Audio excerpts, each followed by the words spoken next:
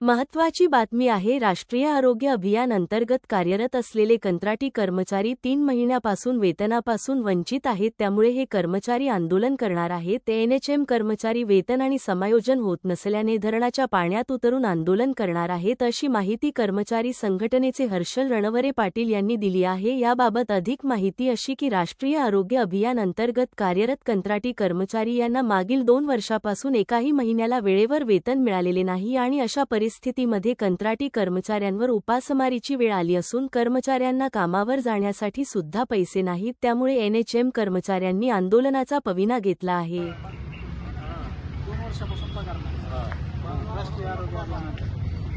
नमस्कार, मी हर्षल रणवरे एनएचएम संघटनेचा प्रतिनिधी आहे. मागील 2 वर्ष झालं आमच्या वेतनाची अतिशय बिकट परिस्थिती आहे. 3-3, 4-4 महिने वेतन होत नाहीये. म्हणजे आमची तर मूळ मागणी होती समायोजन करा, ते तर मागणी बाजूलाच राहिली. ते तर समायोजनाचं तर कधी होईल हे आम्हाला शंका निर्माण झाली, किती वेळ लागतोय त्याला.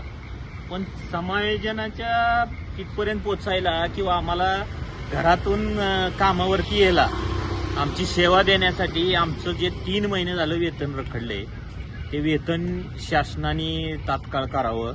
मागील जवळजवळ 1.5 वर्षापूर्वी म्हणजे 18 महिने झालं याच ठिकाणी आम्ही सगळ्या कर्मचाऱ्यांनी व्हिडिओ असा बनवून जे लोकशाहीतला 4था स्तंभ आहे, जे पत्रकारिता आहे, त्यांना बोलवून विनंती केली होती. तीच वेळ परत आमच्यावरती आली. आता गॅस एवढ्या मोठ्या प्रमाणात जो LPG गॅस आहे तो वाढलेला आहे. म्हणजे आम्हाला अन्न खाण्याचं सुद्धा आमच्याकडे आता पैसे शिल्लक राहिले नाहीत. जायला यायला कामावरती यायला जायला पैसे नाहीत. तर आमची प्रशासनाला विनंती आहे की लवकरात लवकर आमचा जेवढा काही पेंडिंग 3 महिन्याचा पगार आहे तो 3ही महिन्याचा करावा. दरवेळेस असं होतं 1 महिन्याचा करतात आणि 3 महिन्याचा प्रलंबित ठेवते.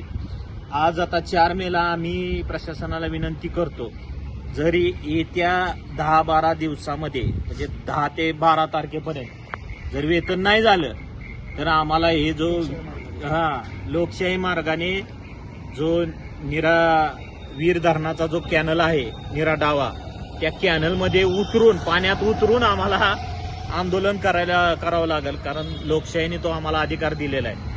जर आमचं पोटचं जर भरलेलं नसेल तर उपाशी पोटी येऊन इथं आम्ही सेवा देऊ शकत नाही.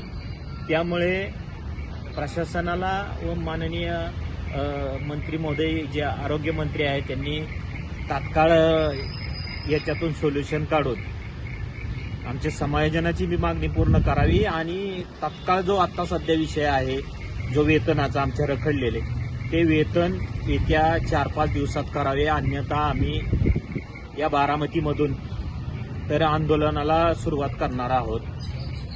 धन्यवाद.